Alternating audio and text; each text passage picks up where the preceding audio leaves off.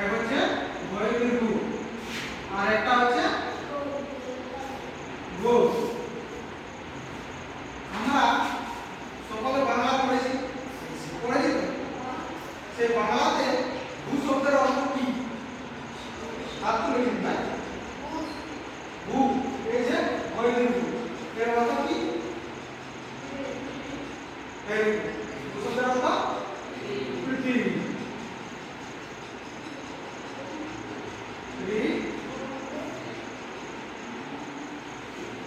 আর গোল শব্দের অর্থ গোল মানে গোলাকার।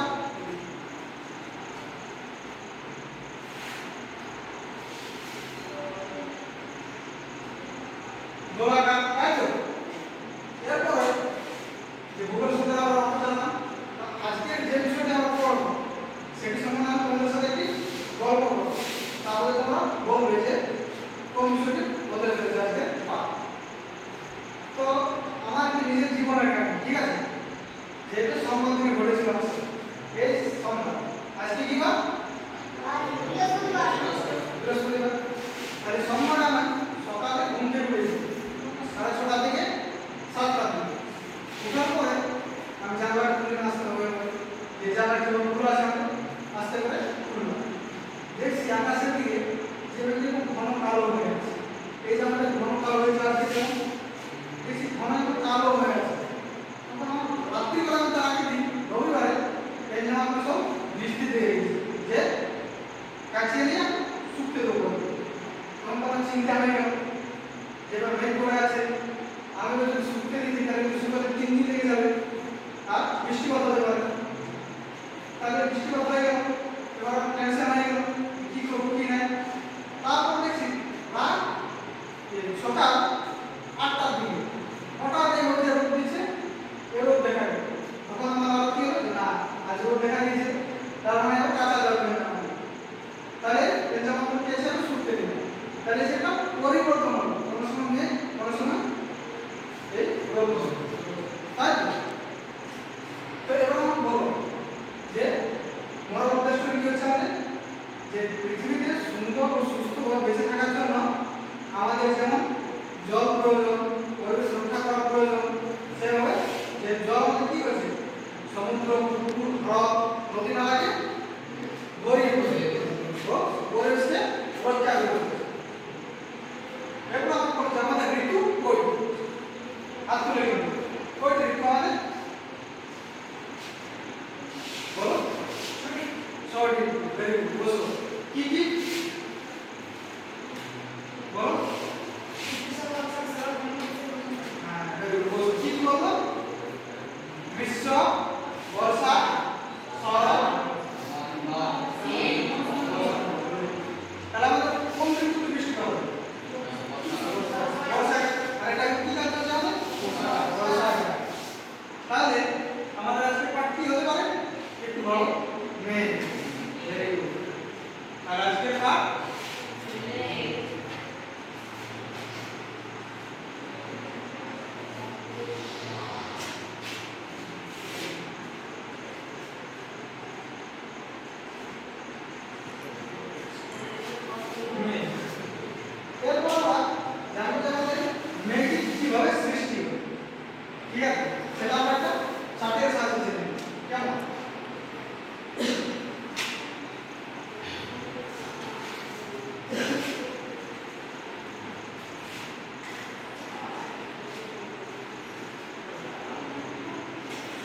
দাও কোনাতে কি লেখা রয়েছে?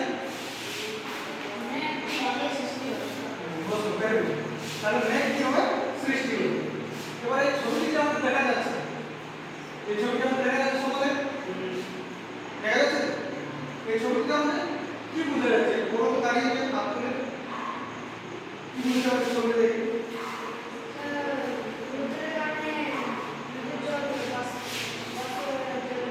হ্যাঁ জোরে বলো।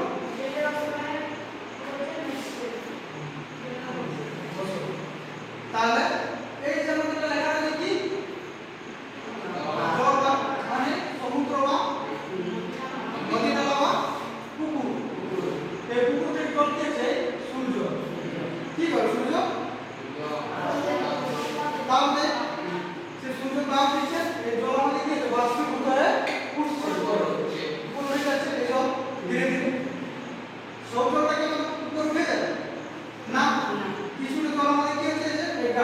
গাছ দেখতে পাচ্ছি আমরা, সে গাছে শোষণ করছে, গাছ নিয়ে নেবে জলটা উঠতে উঠতে, এবার ওখান থেকে গাছ সেগুলো সাথে জল শোষণ করছে আমাদের, সেই জলটা যখন কি হচ্ছে গাছের পাতা থেকে বের হয়ে যাচ্ছে কিছুটা পরিমাণ, সেটা কি হচ্ছে আমাদের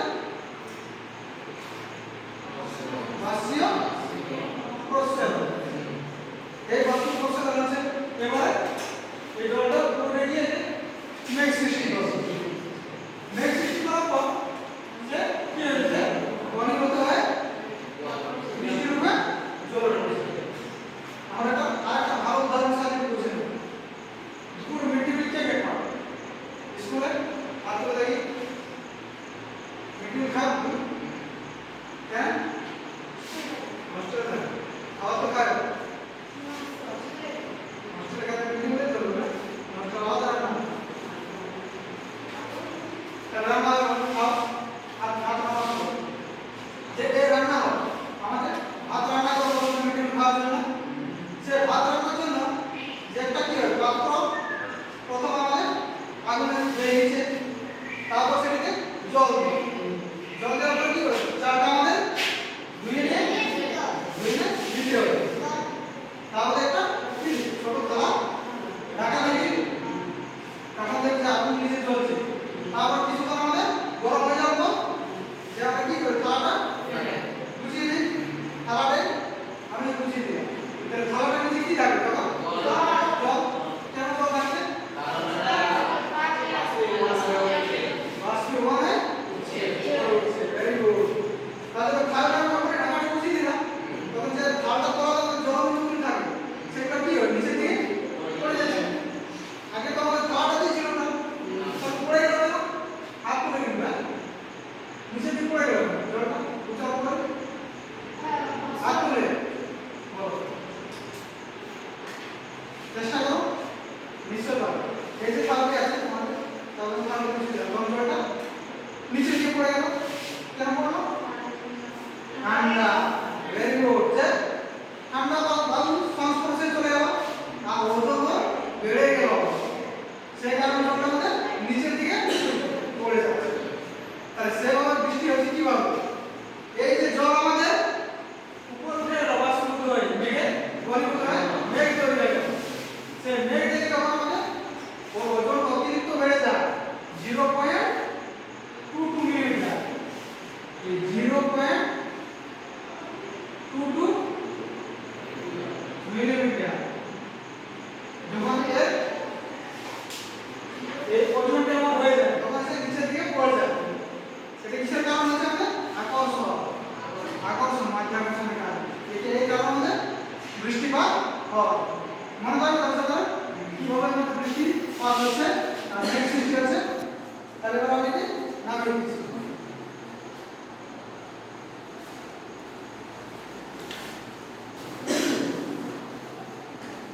আমাদের সকলে বোঝা গেছে মেঘ কিভাবে হচ্ছে আর বৃষ্টিপাত। এরপর আমরা একটা গেম খেলি, গেমটা হচ্ছে যে আমাদের মেঘ সৃষ্টি হতে গেলে কোন কোন জিনিসগুলো লাগবে বৃষ্টিপাতের উপর পড়বে। আমি কতগুলো কাগজের টুকরো লিখে আনেছি, সেই কাগজের টুকরোগুলোতে তোমরা একজন করে আসবে আর লিখে যাবো বোর্ডে যে কোনটা কোনটা হতে পারে যে মেঘ সৃষ্টি হওয়ার জন্য বৃষ্টিপাত হবে, যা আমরা চারটাতে দেখলাম ওটাই আছে, ঠিক আছে। প্রথম থেকে শুরু করবো ওদিক থেকে চলে আসবে না পারবো, তাহলে ওদিক থেকে আসো, এসে একটা কাগজ তো আর লিখে যাবে এটা কি হতে পারে কি না মেঘ সৃষ্টি হবে, এক নম্বর দু নম্বর সব কাগজগুলো দেবে কোনটা হতে পারে বোঝা, মেঘ সৃষ্টি হওয়ার প্রথমে কি লাগছে সেগুলো দেখো,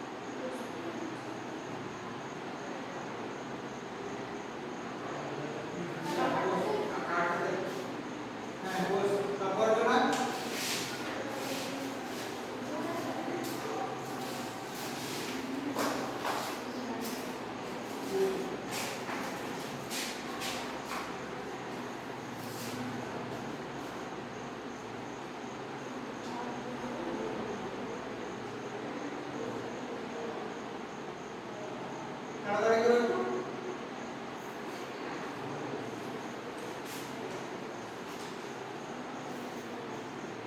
দিক মার্কার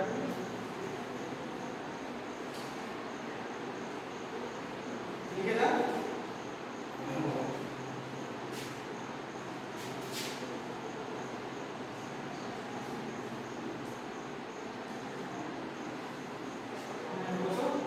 পরে চলে আসো।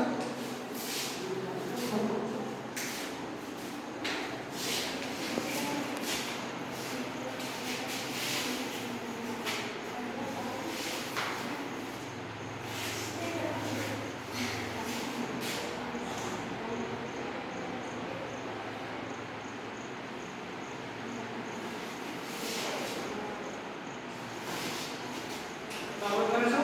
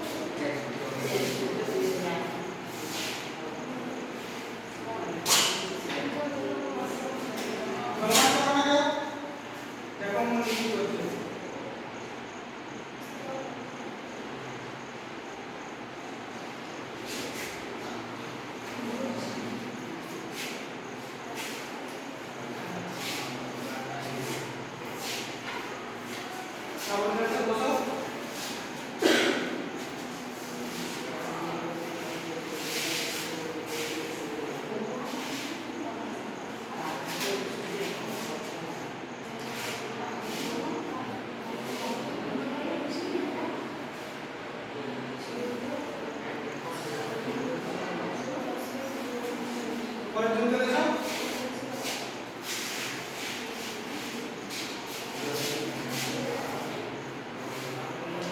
ব্যবহার করবো না কেউ।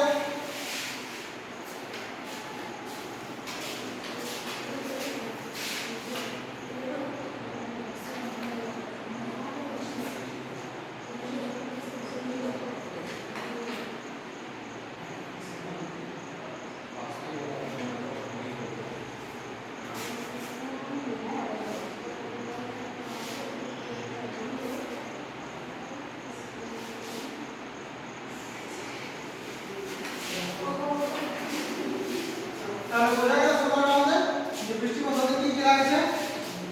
এবার আমরা এটাকে এলোমেলো হয়ে গেছে, এবার আমরা সাজাবো। প্রসেস হলো কোনটা হতে পারে আমাদের এক নম্বরে এটা তো চারটে কিন্তু কোনটি সূর্য। Very good.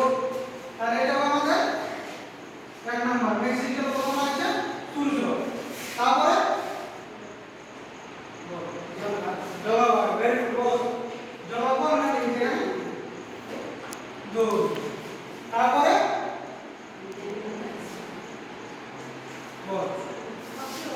বাষ্পীভবন। Very good. বসো। এটা 3 নাম্বার। এরপরে কি লাগছে আমাদের ঘনীভবন। Very good. এর পরবর্তীতে মেঘ। বসো। আর সর্বশেষ বৃষ্টিপাত। হ্যাঁ বৃষ্টিপাত। গুড। তাহলে আমাদের বোঝা গেল কি মেঘ সৃষ্টি হচ্ছে, বৃষ্টিপাত সৃষ্টি হচ্ছে, বৃষ্টিপাত হচ্ছে। বুঝলাম। এর পরবর্তীতে যাবো যে এই মেঘের সৃষ্টি হচ্ছে এটাকে শ্রেণীবিভাগ কে প্রথম করেছে। তো মেঘের শ্রেণীবিভাগ কে করেছে প্রথম? জন লিউ। এই নামটা আমাদের মনে রাখবে।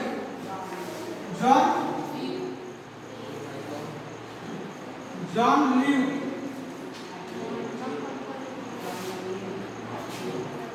কত খ্রিস্টাব্দে আমাদের 1803 খ্রিস্টাব্দে।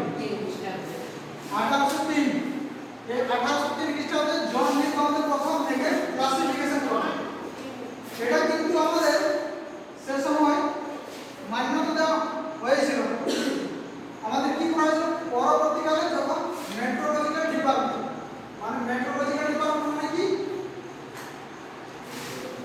জলবায়ু বিদ্যা বা জলবিদ্যা। এ হচ্ছে আমাদের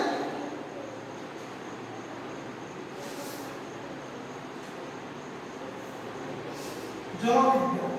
এই জলবিদ্যা আমাদের কত সাল ভাগ করেছে 1903।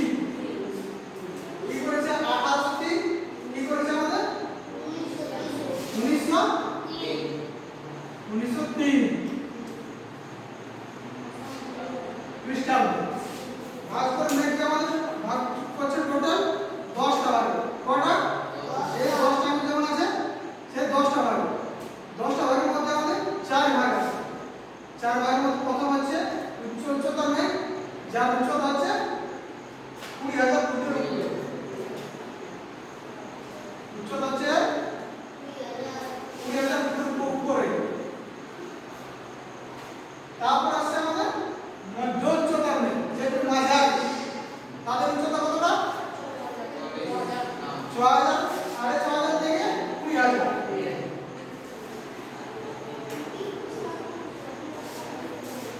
সাড়ে 6,000 থেকে আমাদের 20,000 করে। আর নিম্ন উচ্চতাটা হচ্ছে 6,500 এর নিচে।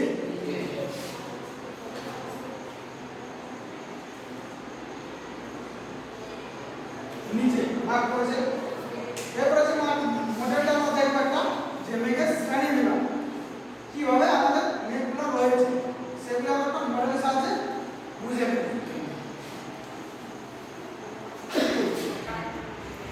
দেখা যাচ্ছে যে মডেলটা কি রয়েছে, প্রথমে লেখা আছে আর তুলে নিবা বলো ভেরি গুড বসো। মানে মেঘের পরিবার, তাই তো? এখানে মেঘের পরিবার আমাদের যেমন বাড়িতে সবার পরিবার রয়েছে, মা আছে, বাবা আছে, মানে একই রকম সম্পর্কে। সেভাবে আমাদের মেঘের ভিতরে একই রকম সম্পর্ক, একটা সূত্রই গাথা বলতে গেলে। এবার আমরা যেমন 3টে উচ্চতা ভাগ রয়েছে, তাহলে এই যে প্রথম মেঘগুলো রয়েছে এগুলো হচ্ছে আমাদের 20,000 ফুটের উপরে। এগুলো কি করা হয়? এরোপ্লেন যায়, হেলিকপ্টার যায়, তার পাশ মেঘ হয় না, তার পাশাপাশি হয়ে যায়। আর এই মেঘগুলো হচ্ছে আমাদের ওই যে 6,500 থেকে 20,000 এর মধ্যে। আর এই মেঘগুলো হচ্ছে আমার 6,500 এর নিচে, তাই তো? এবার আমরা দেখে নেব যে এই মেঘটা আমাদের দেখা যাচ্ছে যে শিরা শিরা পুরোটা শিরা শিরা। তাহলে কি হচ্ছে, যে মেঘটা আমাদের কি পালকের মতো শিরা শিরা সৃষ্টি করে আকাশের দিকে ঘরে, সে মেঘটার নাম হচ্ছে শিরা শিরা। এটা এই মেঘটা যদি আমাদের হয় কিন্তু বৃষ্টিপাত হবে না, সাধারণত আবহাওয়া সাদা হবে। এর পরিবর্তে আসছে আমাদের সিরোকুমুলাস। এটাতে কি করে আমাদের, যেটা ঘন কালো করে রাখবে এটা তো আমাদের বৃষ্টিপাত হয় না। এই যে আজকে আবহাওয়া ঠিক আছে, সেটা অনেকটা চাঁদের আকৃতি, মাঝে মাঝে আমাদের চাঁদ দেখা যায়, সূর্যকেও দেখা যায়, সেই আকৃতির যে মেঘটা দেবে আকাশে দিয়ে দেখবে, সেটা হচ্ছে সিরোকুমুলাস। এরপর আছে আমাদের যে মাঝারি উচ্চতার মেঘ, মানে 6,500 থেকে 20,000 এর মধ্যে, ওইটা কিউমুলাস। এই মেঘটা হচ্ছে পেঁচা তুলো, মানে তুলোগুলো কি আছে উপর উঠে উঠে রয়েছে আকাশের দিকে। যখন আমরা দেখবো তখন কি হবে, মেঘগুলো যেটা একটু উঠে উঠে আছে সাদা সাদা সাদা সাদা, সেই আকৃতি। আর এর পরবর্তী আছে অরিথ্রোস্টেরাস। এই মেঘটা কেমন দেখছে যে কিছুটি এলো মেঘটা আমাদের, তার মধ্যে কালো কালো কালো কালো সাদা সাদা আছে, তার সঙ্গে অংশ কালো কালো দেখা যায়, সেটা হচ্ছে আমাদের অরিথ্রোস্টেরাস। এই অরিথ্রোস্টেরাস থেকে কি হয়, আমাদের বৃষ্টিপাত হয় অনেক সময়। আর এর পরবর্তী আছে স্ট্যাটাস আর নিম্বোস্ট্যাটাস। স্ট্যাটাস মেঘ কি করছে, যে পুরোটা আকৃতিটা অনেকটা গোল হচ্ছে কিন্তু বড় আকৃতি হচ্ছে, এর চাইতে বাকি মেঘগুলোর চাইতে সাদা সাদা অনেকটা বড়, দেখে বুঝতে পারা যাবে আমাদের এটা স্ট্যাটাস।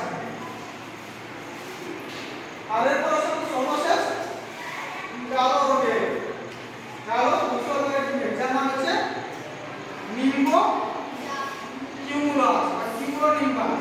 ওর দুটো নাম আছে, নিম্বো কিউমুলাস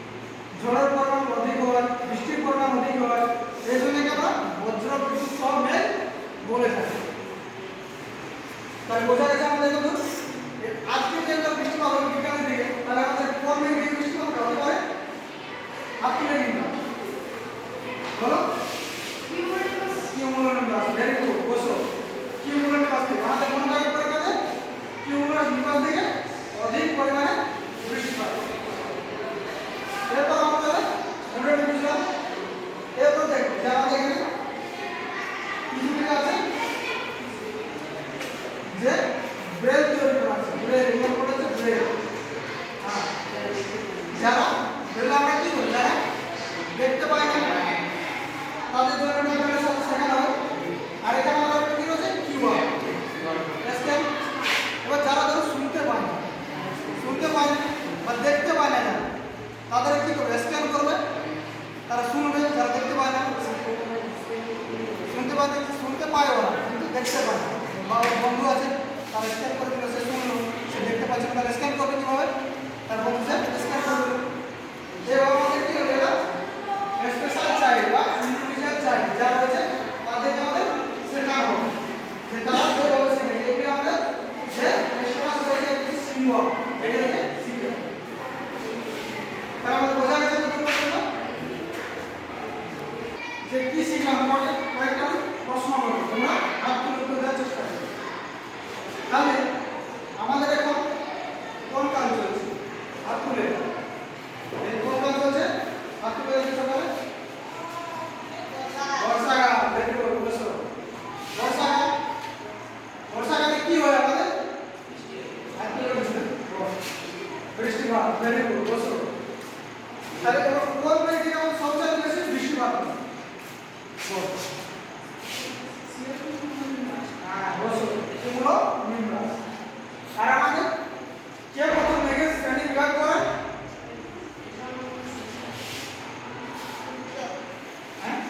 সূর্য। আর